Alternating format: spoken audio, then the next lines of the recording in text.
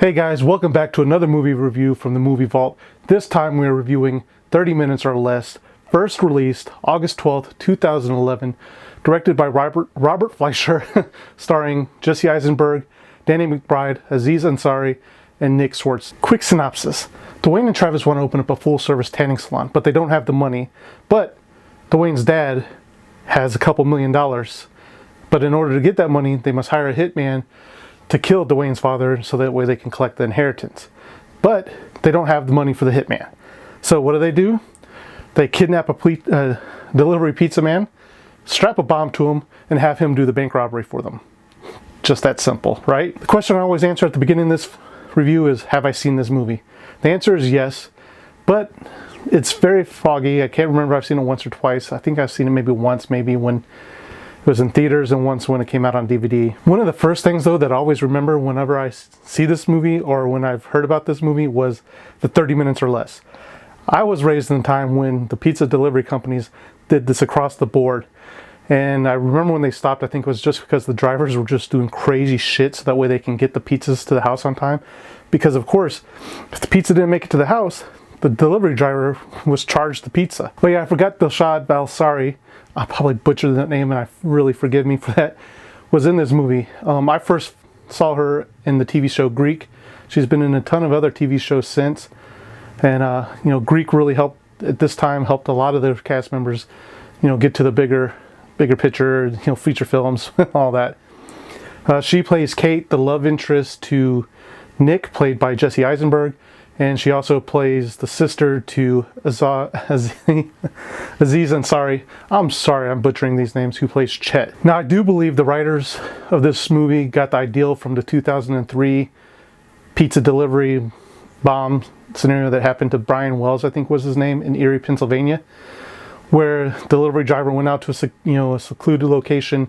He had a bomb collar strapped to his neck, and then he was giving clues. He had to go first due to a bank robbery, and then he was supposed to follow clues throughout, but the police caught him at the second clue, and before the bomb squad could even arrive, the collar blew and killed Brian Wells. It seems for the longest time that Jesse Eisenburg, at least back in the day, was typecast as that stoner kid, that kid that has no ambition, or that dropout, burnout, that just doesn't want to go anywhere.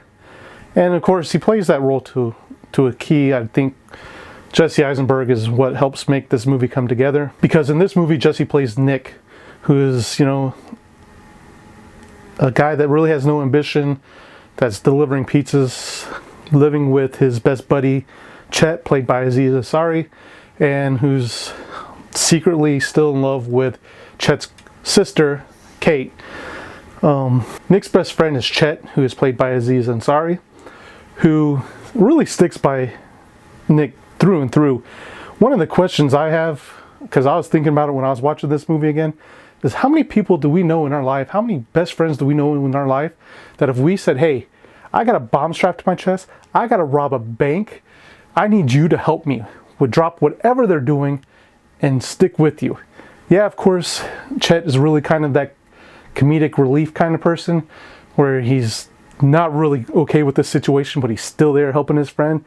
But cracking jokes and, busting Nick's, butt because of the situation that they've been put in. This movie is full of your typical movie tropes, but the one that really stood out to me was Nick going to Kate because, this is his last day. This might be his last day. He's stuck with a bomb on his chest. He doesn't know what's going to happen down the road.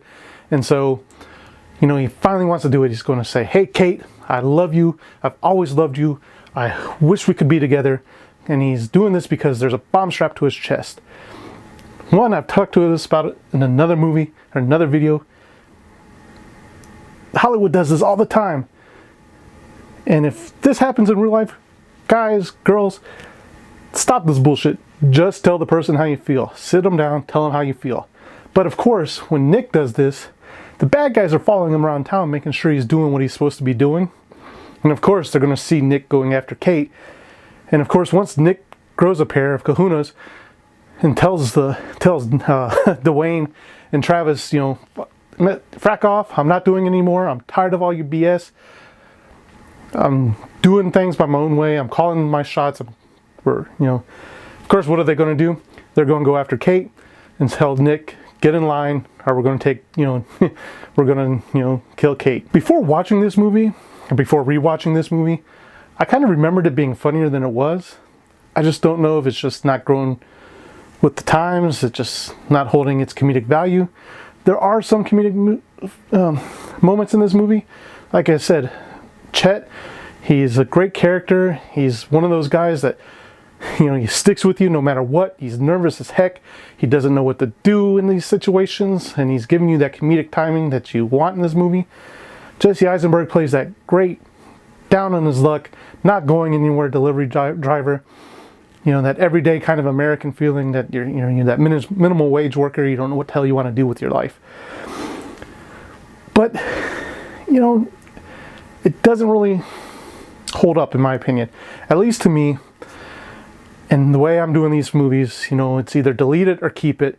And sad to say, 30 minutes or less doesn't make the cut. It's deleted. There's just other comedic movies out there that have it better, that do it better. And I don't think I'm going to be at a loss with 30 minutes or less. So guys, have you seen 30 minutes or less? Is it keep it or delete it in your files? Comment down below. Let me know what you think. Thank you for watching, and I'll see you at the next review.